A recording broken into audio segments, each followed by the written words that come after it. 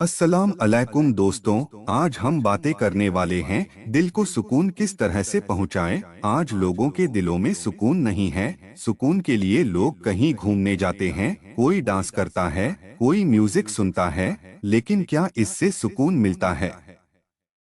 तो आइए अल्लाह के नेक वलियों के बताए हुए तरीकों को जानते हैं जिसे करने से दिल को सुकून हासिल होता है।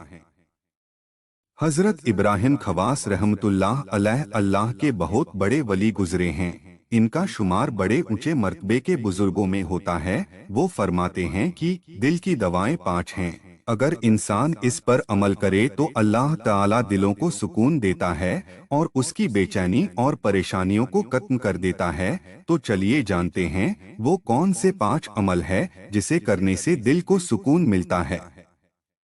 पहला अमल ये है कि इंसान कुरान शरीफ को तदब्बुर के साथ पढ़े। तदब्बुर के साथ पढ़ने का मतलब यह है कि कुरान ए मजीद को समझकर पढ़ना, कुरान शरीफ की हर रोज तिलावत करना और कुरान शरीफ को समझना और उस पर अमल करना। कुरान शरीफ में अल्लाह ताला ने हमें हर परेशानी से बचने का तरीका बताया है, लेकिन अफसोस हम कुरान शरीफ की तिलावत से महरूम रहते हैं। अल्लाह ताला से दुआ है कि अल्लाह हमें कुरान शरीफ को पढ़ने और समझने की तौफीक अता फरमाए।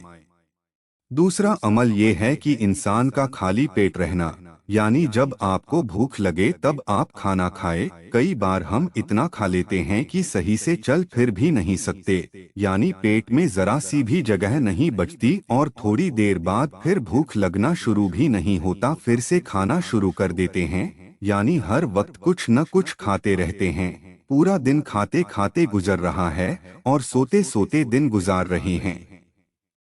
सुन्नत तरीका यह है कि रसूल अल्लाह सल्लल्लाहु अलैहि वसल्लम का मामूल ये था कि आप सल्लल्लाहु अलैहि वसल्लम खाना तब खाते थे जब आपको भूख लगती थी, और जब थोड़ी सी भूख बाकी होती थी तो खाना छोड़ देते थे।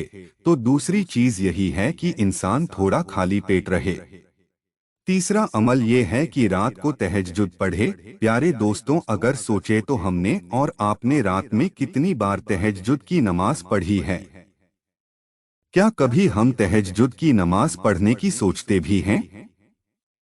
अगर आपको नहीं पता कि तहज्जुद की नमाज कैसे पढ़ते की, आपको बता दूं, तहज्जुद में नफिल नमाज पढ़ी जाती है।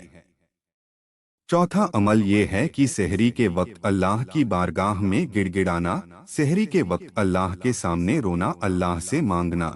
हम और आप अपने अंदर में झांके और सोचे कि कितनी बार हम उठे हैं और सहरी के वक्त उठकर अल्लाह के सामने हमने हाथ फैलाए हो और अल्लाह से रोकर दुआ मांगी हो।